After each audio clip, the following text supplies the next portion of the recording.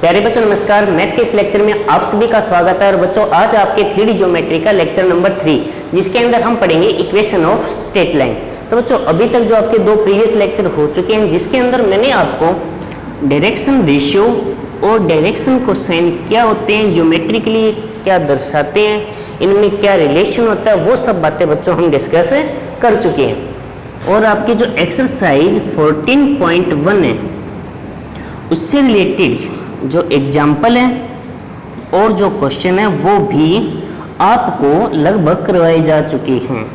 फिर भी यदि कोई क्वेश्चन ऐसा रह गया है जो आप भी शायद हो सकता है रह गया हो या समझ नहीं आया हो तो आप कमेंट सेक्शन में कमेंट करके दोबारा हमसे वो पूछ सकते हो, तो नेक्स्ट लेक्चर में उसको भी सोल्व करवा दिया जाएगा। ठीक है बच्चों, तो अब आगे बढ़ते हैं। भी इक्वेशन ऑफ स्ट्रेट लाइन क्या होती है, आज हमारी कंप्लीट जो चर्चा है वो इसके ऊपर रहेगी, तो समझने की कोशिश कीजिए। यदि कोई बिंदु दिया गया है, यदि कोई बिंदु दिया गया है यानी आपको कोई एक पॉइंट दे दिया गया कि जो लाइन जिससे रेखा गुजरती है, जिससे रेखा गुजरती है तथा किसी सदिश किसी सदिश का मतलब कीजिएगा, आप लिखोगे दिए गए सदिश,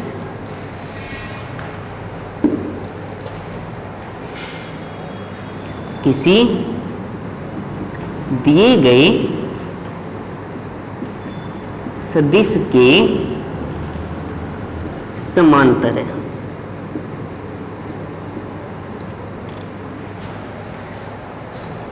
तो उस रेखा का समीकरण क्या होगा।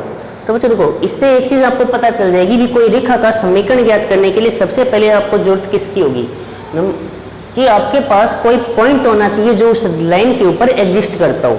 ठीक है, ये बोल दिया जाए कि कोई लाइन है किसी पॉइंट से पास हो रही है यानी गुजर रही है, या कोई पॉइंट है जो लाइन के ऊपर है यानी लाइन के ऊपर एग्जिस्ट करता है। ठीक है, और वो जो लाइन है वो किसी दिए गए वेक्टर के पैरेलल है यानी समांतर है, तब उस लाइन का इक्वेशन क्या होगा। तो देखिए, मान लीजिए बच्चों आपको ये जो लाइन लिखी है जो थोड़ी लेंथ है जिस पर मैंने एरो लगाया है, इस लाइन की आपको इक्वेशन फाइंड आउट करनी है जिसके ऊपर कोई पॉइंट है ए, जिसके कोऑर्डिनेट होंगे आपके x1, y1 एंड z1 और जिसका पोजीशन वेक्टर होगा ए वेक्टर। ठीक है, और कोई अन्य वेक्टर है बी वेक्टर जिसकी ये लाइन क्या है, समांतर अर्थात पैरेलल है। तो इस रेखा का समीकरण क्या होगा, बात समझ आ रही है मैं क्या कह रहा हूं। तो इस रेखा का समीकरण क्या होगा, तो सबसे पहले बच्चों देखो, इस लाइन के ऊपर बहुत सारे पॉइंट होंगे या नहीं होंगे, तो मैंने एक वेरिएबल पॉइंट मान लिया भी एक पॉइंट है, ये फिक्स्ड पॉइंट है, और एक अन्य पॉइंट जो इस पे आगे पीछे कहीं भी एग्जिस्ट कर सकता है वो मैंने मान लिया यहाँ पे आर, जिसका पोजीशन वेक्टर होगा आर वेक्टर, जिसके कोऑर्डिनेट होंगे एक्स वाई जेड। ठीक है, बात समझ आ रही होगी भी। आपको जो लाइन फाइंड आउट करनी है बच्चों, जिस लाइन की आपको इक्वेशन पता करनी है वो पॉइंट है ए वेक्टर, जिसके कोऑर्डिनेट है आपके x1, y1 और z1। ठीक है, और इस लाइन के ऊपर मैंने अदर कोई पॉइंट लिया है जिसके कोऑर्डिनेट है x, y, z और जिसका पोजीशन वेक्टर होगा आपका आर वेक्टर, और ये लाइन किसी बी वेक्टर के पैरेलल है। तो इस लाइन की पहले इक्वेशन क्या होगी, यदि मैं इसको वेक्टर रिप्रेजेंटेशन फॉर्म में लिखूं तो इसको लिखा जाएगा, इसको यदि मैं L मान लूं तो L को वेक्टर की फॉर्मेट में मैं क्या लिखूंगा, R vector minus A vector. क्या लिखूंगा, R vector minus A vector. ठीक है, अब आप देख सकते हो जो L लाइन है वो पैरेलल विद बी वेक्टर है। तो जो आपकी 13 एक्सरसाइज है उसके अंदर मैंने एक बात बताई थी कि यदि दो वेक्टर पैरेलल हो तो उनके बीच में एक रिलेशन होता है। क्या रिलेशन होता है, आपको एक टॉपिक करवाया गया था कि वेक्टर मल्टीप्लाई विद स्केलर, यानी जब आप किसी वेक्टर को किसी स्केलर से मल्टीप्लाई करोगे तब जो रिजल्टेंट वेक्टर होता है वो वेक्टर उसी के पैरेलल या कोलिनियर होगा। क्या बताएगा आपको? जब आप किसी स्केलर वैल्यू को किसी वेक्टर से मल्टीप्लाई करोगे तब जो रिजल्टेंट वेक्टर होगा वो उस दिए गए वेक्टर के पैरेलल या कोलिनियर होगा। हाँ, उसका मैग्नीट्यूड थोड़ा कम ज्यादा हो सकता है, जिसकी वजह से हम उसमें लैम्डा का मल्टीप्लाई करते हैं। तो बच्चों यहां से मेरे पास एक रिलेशन बन जाएगा या नहीं बन जाएगा? यानी मैं R vector minus A vector equal to lambda B vector लिख सकता हूं या नहीं? इतनी बात दिमाग में बैठाइए। ऐसा लिखा जा सकता है या नहीं कि R vector minus A vector से बच्चों जो भी मेरे पास रिजल्ट आएगा वो मैं लैम्डा बी वेक्टर के इक्वल लिख सकता हूं या नहीं? तो जवाब होगा कि ऐसा लिखा जा सकता है। तो ए वेक्टर को इधर लिए, तो आर वेक्टर इक्वल टू क्या हो जाएगा? A vector plus lambda B vector. ये हो जाएगी आपके लाइन की इक्वेशन। कौन सी फॉर्म में? वेक्टर फॉर्म में। बच्चों हमें दो फॉर्म को पढ़ना है, यानी दो तरीके के रूप पढ़ने हैं प्रत्येक कंडीशन में, एक वेक्टर और एक स्केलर, सॉरी कार्टेशियन। स्केलर नहीं होगा, कार्टेशियन। प्रत्येक कंडीशन के आपको दो फॉर्मेट पढ़ने हैं, एक वेक्टर फॉर्मेट में और एक कार्टेशियन फॉर्मेट में। तो वेक्टर फॉर्मेशन क्या होगा लाइन का कि R vector equal to A vector plus lambda B vector. अब बात आती है ए वेक्टर यहाँ पे क्या है, बी वेक्टर क्या है? तो आपको याद रखना है ए वेक्टर उस पॉइंट को बता रहा है जिससे वो लाइन गुजर रही है, लाइन पास हो रही है, जो पॉइंट लाइन के ऊपर एग्जिस्ट करता है, यानी जो फिक्स्ड पॉइंट होगा। आर वेरिएबल है, ठीक है, ये पॉइंट कहीं भी एग्जिस्ट कर सकता है, लेकिन ए फिक्स्ड पॉइंट है। लैम्डा कोई कांस्टेंट होगा और बी एक ऐसा वेक्टर बता रहा है जो ए के पैरेलल होगा, सॉरी इस लाइन के पैरेलल होगा। वेक्टर फॉर्मेट समझ आ गया होगा? याद रखिए, आप इसका स्क्रीनशॉट ले सकते हो जिससे आपको एक कंप्लीट प्रोसेस समझ आ जाएगी। ये बात आपको याद रखनी है। ये केस याद रखना है और कुछ है ऐसी क्वालिटी। ये बच्चों हम जो भी टॉपिक पढ़ेंगे इसका आपके 13 चैप्टर से रिलेटेड करके पढ़ेंगे, जिससे आपको ये बहुत जल्दी समझ आ जाएगा।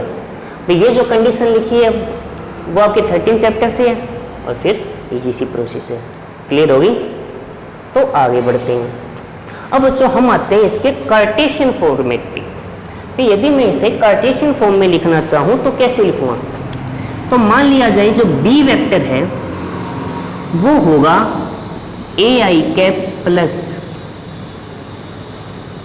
B J cap plus C K cap, कुछ ऐसा लिख दूँ, ठीक है एक बार। और ए वेक्टर है वो आपका क्या हो रहा है? x1 i के प्लस y1 j के प्लस z1 k कैप और r vector x i cap plus y j cap plus z k cap. A B C क्या यहाँ पे हम उसके ऊपर चर्चा करेंगे, लेकिन पहले इसको बदलने के बाद, ठीक है। तो बच्चों इतनी बात समझ आ गई होगी, इसको मैं अभी रेज कर रहा हूँ, आगे देखिए। तो जो अभी मैंने क्या लिखा, मैंने यहाँ पे लिखा था कि R vector minus A vector equal to lambda B vector. तो एक बार वैल्यू रखिए सारी आप, X I plus Y J plus Z की minus x1 i plus y1 j plus z1 की equal lambda A I plus B J plus C की।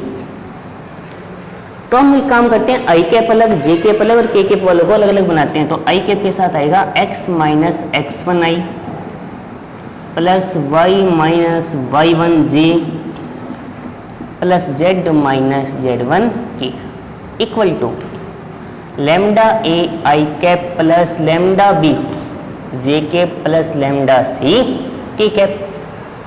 अब कंपैरिजन करिए, तुलना करिए आई जे के वालों की, तो हमारे पास x minus x1 equal to A lambda, तो यहाँ से लैम्डा आएगा x minus x1 upon A.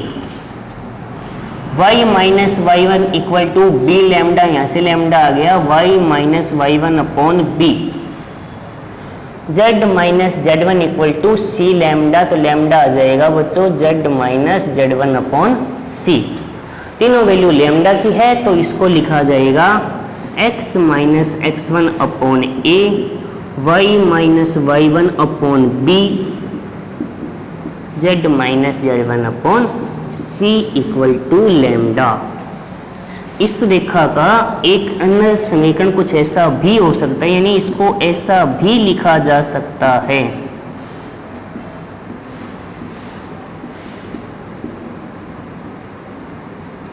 n equal to lambda, जहां l, m और n क्या है, इस लाइन की डायरेक्शन कोसाइन है। अब आपको होगा सर कैसे, तो अब उस बात पे चर्चा आते हैं। तो बच्चों ये कौन सी फॉर्म है इस रेखा की, कार्टेशियन फॉर्म, ठीक है।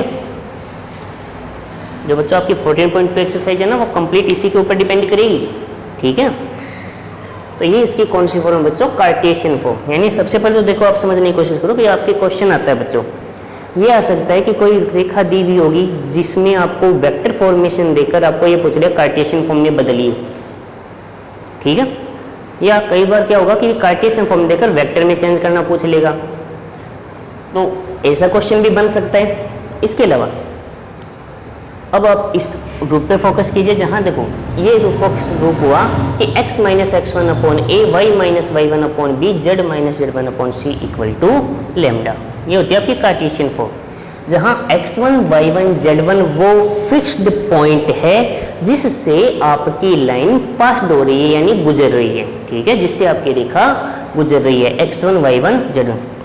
ABC के तो देखो B वेक्टर जो मैंने लिया a i cap, b j cap, c k cap, एक तरीके से मैं ये बोल सकता हूँ ना कि भी a b c ये इसके डायरेक्शन रेशियो है, यानी दिक् अनुपात है। अब यदि दो लाइन पैरेलल हो तो उनके डायरेक्शन रेशियो या तो इक्वल होते हैं या उनके समानुपाती होते हैं, ठीक है, यानी प्रोपोर्शनल होते हैं, ठीक है। तो a b c एक तरीके से यदि कांस्टेंट है, जैसे मान लो ट्वाइस हो रहे हैं तो वो 2 का मल्टीप्लाई दोनों में करके वो लैम्डा के साथ इधर ले आओ। तो a b c एक तरीके से बच्चों ये बोला जा सकता है कि जो लाइन आप बना रहे हो उसके डायरेक्शन रेशियो यानी दिक् अनुपात है। बात समझ आ गई। ए बी सी यहाँ पे क्या है, दो केस होते हैं बच्चों। नंबर एक, या तो आपको ये दिया हुआ होगा कि जो लाइन है वो किसी दी गई लाइन के पैरेलल है, यानी समांतर है या कोलिनियर है, तब तो बी वेक्टर कुछ ऐसा होगा, वो फॉर्मेट आपको पता ही है। यदि ये दे दिया जाए भी समांतर ना देकर, पैरेलल ना देकर आपको ये दे दिया जाए कि जिस जो रेखा आपको बनानी उसी के दिक् अनुपात हो, तो अभी कोई दिक्कत वाली बात नहीं है। ए बी सी दी गई रेखा के दिक् अनुपात भी हैं, क्योंकि वो लाइन पैरेलल है तो या तो इक्वल होंगे या वो समानुपाती होंगे, यानी प्रोपोर्शनल होंगे। तो वो जो भी कांस्टेंट होगा वो लैम्डा के साथ इधर आ जाएगा। क्लियर होगी इतनी बात। इसके बाद आपको भी सर LMN यूज क्यों किया, तो बच्चों LMN यूज करने का रीजन है, मैंने आपको प्रीवियस लेक्चर में ये बताया था, जो डायरेक्शन रेशियो होते हैं वो डायरेक्शन कोसाइन के साथ प्रोपोर्शनल यानी समानुपाती होते हैं। कैसे? क्योंकि L इक्वल क्या होता है, A upon A square plus B square plus C square. M equal क्या होता है बच्चों, B upon A square plus B square plus C square. और N इक्वल होगा C अपॉन, सॉरी यहाँ पे C होगा, A square plus B square plus C square. ठीक है। तो यदि आप यहाँ पे डिवाइडेशन कर देते हो, A square plus B square plus C square root में लेकर A square B square C square, A square B square C square, reverse करोगे तो मल्टीप्लाई में आएगा ना, तो इसके मल्टीप्लाई में आ जाएगा। तो यहाँ पे फिर बस थोड़ा सा कांस्टेंट चेंज हो जाएगा, वो लैम्डा डैश हो जाएगा, और क्या। बात समझ आ गई। तो बच्चों ये रूप भी लिखा जा सकता है। तो आराम से बच्चों समझ बताइए कि क्या आपको जो लाइन होती है उसको रिप्रेजेंट करना, दो केस हमने पढ़े हैं, एक तो वेक्टर, एक कार्टेशियन, दोनों को परिवर्तित करना समझ आया ही नहीं है। फिर दोनों को बनाना कैसे है भी क्वेश्चन होगा। अब आपको सवाल दिया हुआ आएगा भी, कार्टेशियन में भी पूछ सकता है, क्वेश्चन की लैंग्वेज के अकॉर्डिंग बच्चों पता चलेगा भी। जैसे मान लो आपको दे दे किसी पोजीशन वेक्टर है उसके पैरेलल है, या किसी के लाइन पास हो रही है यानी गुजर रही है, या किसी बिंदु से गुजर रही है, किसी दिए गए सदिश के समांतर है, तो अलग अलग प्रोसेस दी हुई है वैसी केस। क्लियर होगी इतनी। अब बच्चों एक छोटा सा इसके अंदर केस हो रह जाता है कि यदि लाइन ये देकर किसी के पैरेलल ना देकर आपको ये बोल दिया जाए कि लाइन किन्हीं दो पॉइंट से पास हो रही है, गुजर रही है, तो इतनी बात समझ आ गई होगी। इसको मैं इरेज कर देता हूँ, थोड़ा सा वो इसके अंदर प्रोसेस है बच्चों जिसे आपको समझना है। देखिए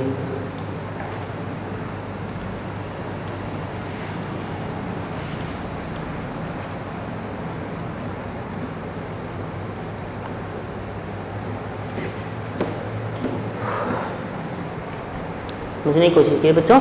आपको ये ना देकर आपको सिर्फ 2 पॉइंट दे दिए जाए जिनसे आपकी जो लाइन है वो पास हो रही है, गुजर रही, तो आप क्या करोगे? सिंपल सी बात बच्चों, कंफ्यूज होने की जरूरत नहीं है। यदि लाइन ए पॉइंट से पास हो रही है, उस लाइन के जो डायरेक्शन रेशियो होंगे वो क्या होंगे? b माइनस ए। इसकी याद होगा, आपको बताया था डायरेक्शन रेशियो कि 2 पॉइंट हो ए और B, x1 y1 z1 x2 y2 z2, direction ratio क्या होते हैं?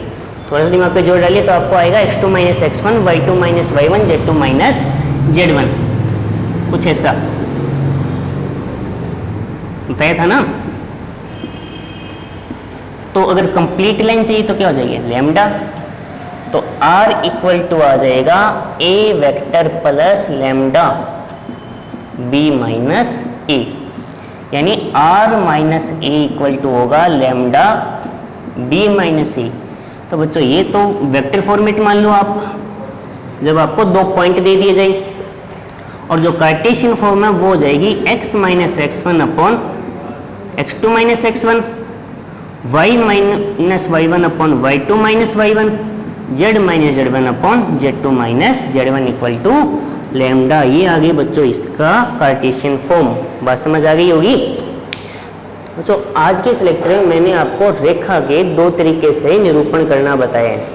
एक पॉइंट हो, कोई लाइन के पैरेलल हो तो, या वेक्टर के पैरेलल हो, ठीक है, और जब एक उस लाइन के ऊपर 2 पॉइंट एग्जिस्ट कर रही हो तब, ठीक है।